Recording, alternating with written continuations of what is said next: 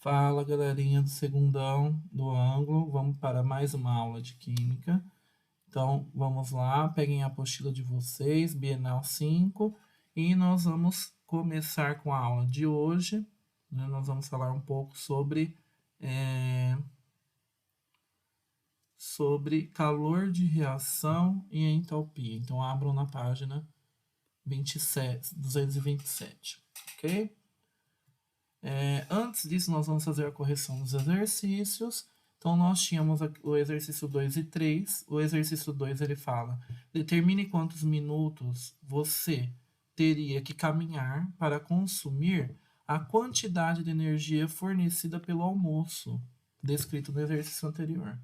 Então, nós vamos olhar lá na tabela. Olhando naquela tabela de exercícios físicos, nós percebemos que 1 hora de caminhada, que corresponde a 60 minutos, gasta 1.100 quilojoules. E no almoço, né, foi calculado no exercício 1 que a pessoa adquiriu 3.160 quilojoules na hora do almoço. Então é só fazer a regra de 3, né? Multiplicação em cruz. Então eu tenho 3.160 vezes 60 dividido por 1.100 vai dar 5.172 minutos de caminhada. Bastante, né? Bom, o exercício 3 fala que uma dieta alimentar de 6.000 kJ estava sendo seguida pela pessoa. Só que durante uma refeição ela ingeriu um alimento cujo valor energético era de 9.000. Então tem 3.000 aí de excesso. Ele quer saber quanto tempo ela tem que jogar futebol quantos minutos ela vai ter que jogar futebol para que consuma esse excesso. Então, o que nós precisamos saber? Que o excesso é 3.000 quilojoules, a gente já avaliou isso. E nós sabemos lá da tabelinha do exercício, dado no início, está falando que 1 hora de futebol, que é 60 minutos, a pessoa consegue gastar 2.200 quilojoules. Então eu quero saber quantos minutos eu preciso para gastar 3.000 quilojoules. Então vai ser X. Multiplicou em cruz aqui, eu tenho 3.000 vezes 60 dividido por 2.200, que vai dar 82 minutos de futebol. Quase uma partida inteira de futebol, né? Chega quase próximo aí, que é 90 minutos, uma partida inteira. Então, é bastante coisa. Bom, hoje nós vamos falar sobre os processos exotérmicos e endotérmicos. Os processos exotérmicos, ex é fora. Então, um processo exotérmico, ele é aquele que libera calor. Certo? Então, eu tenho uma substância A se transformando em B e liberando calor ao mesmo tempo. Tá? Então, aqui nós temos um exemplo de... Calma aí.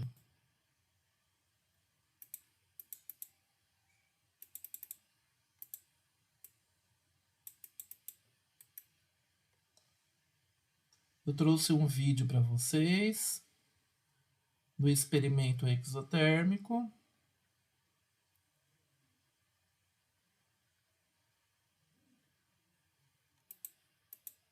Aí. Olá, pessoal, tudo bem? Sou o professor Alex Amorim. Então, aqui é um experimento em que ele vai fazer uma reação entre o permanganato de potássio e a glicerina. Tá? Eu vou passar um pouquinho para frente para vocês. Ele está mostrando a glicerina, o permanganato de potássio, esse sólido roxo. Opa, calma aí.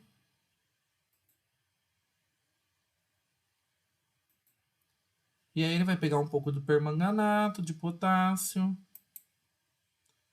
numa colher, colocou ali e pegou um pouquinho de glicerina nessa colher, na seringa, né? E vai colocar ali e vocês observem, né, conforme ele vai colocando a glicerina no permanganato de potássio, eles entram em contato e vai começar a reação química. Vocês vão ver o quão isoterma é essa reação química.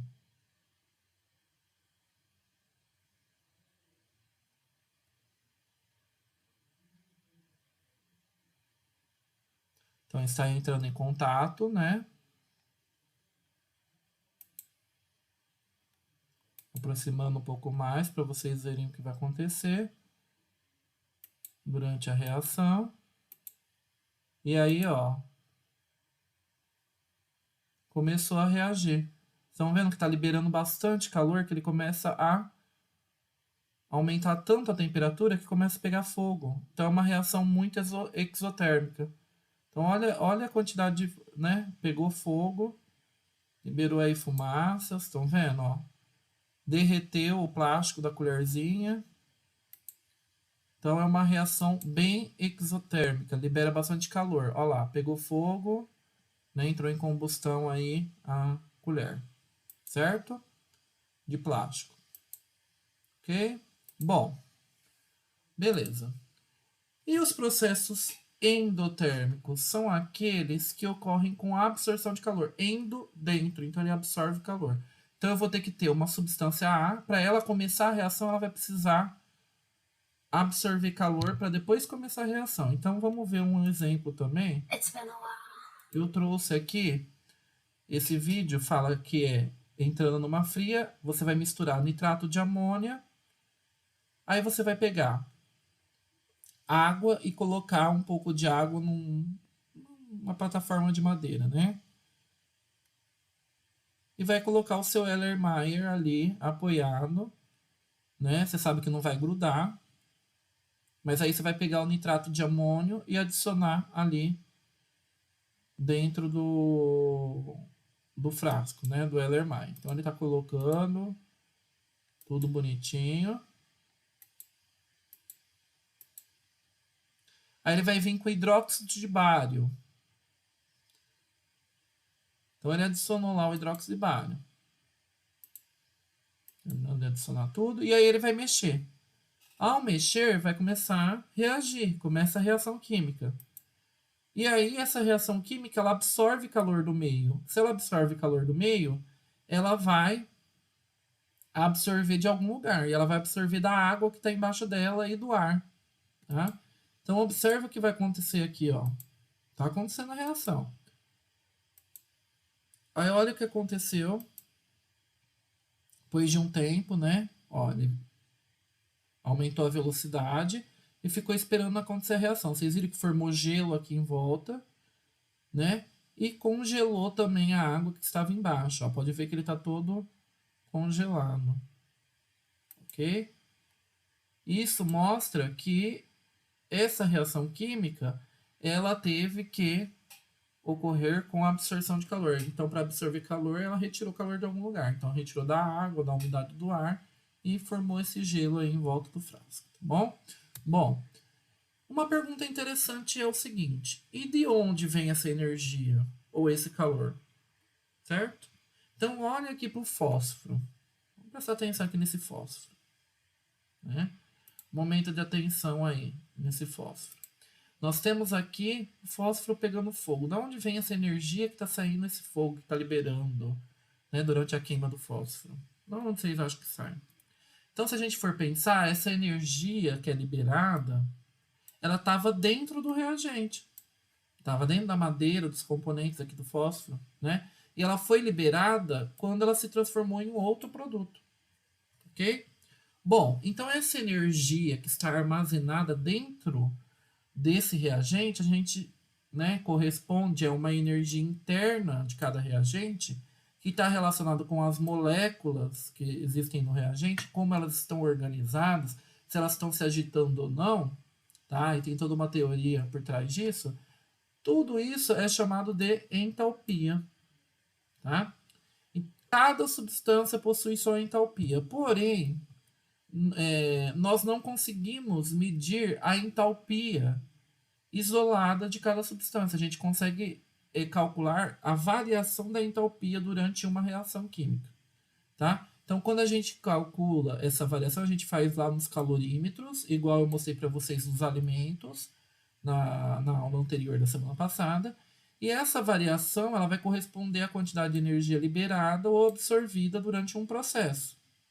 E aí tem como a gente fazer cálculos relacionados a isso. E a gente vai aprender durante essa parte aí da química como fazer esses cálculos.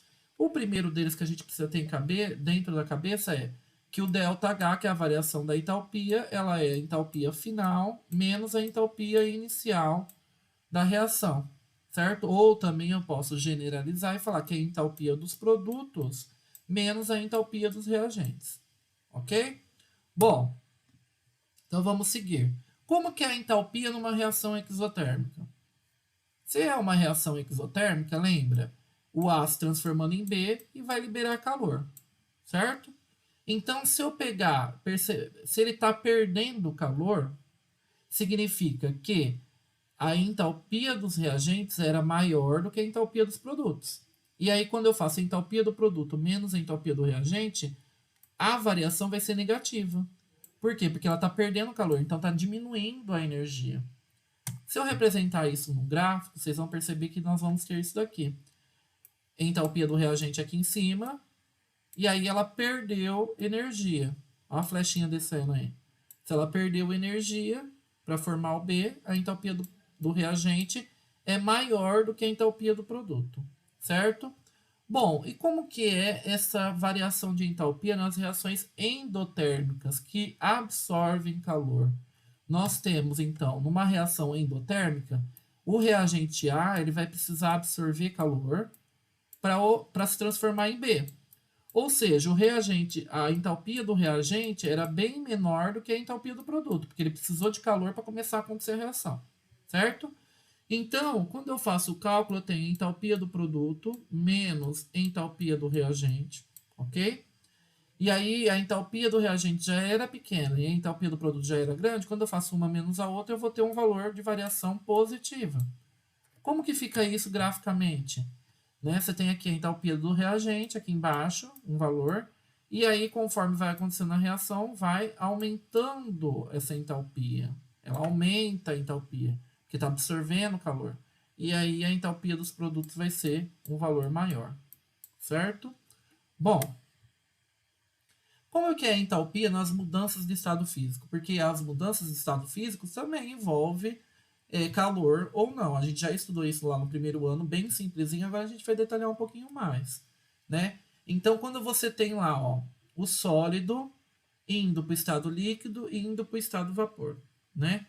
Quando ocorre esse processo, o que está acontecendo? Ele vai absorvendo calor, ok? Então, a fusão é um processo de absorção de calor e a vaporização também é um processo de absorção de calor, porque elas precisam absorver calor para poder fazer a transição de fase de gasoso para líquido, líquido para. Desculpa, sólido para líquido, líquido para gasoso, ok? E aí a gente chama de entalpia de fusão, entalpia de vaporização. Aqui tá alguns valores para a água, depois vocês olham com mais calma isso, tá? E se eu fizer o processo contrário, transformar do vapor para o líquido, do líquido para o sólido, eu vou precisar liberar calor. Porque aí, liberando calor, as moléculas vão se agitando menos e elas vão se organizando na forma de formar o líquido e depois, posteriormente, o sólido. Ok? Bom, aqui está a reação com os valores, né? Se está absorvendo calor é positivo, vocês estão vendo aqui a entalpia positiva. E no caso da liberação, ó, que ele colocou aqui, entalpia negativa. O valor é o mesmo, só que vai mudar o sinal. Ok? Bom, então vamos para alguns exercícios, né? A ilustração a seguir representa as mudanças de estado físico. Fácil, né? E ele quer que dê o nome de cada mudança de estado físico. Então, ó, do sólido para o líquido, fusão. Líquido para o gasoso, vaporização.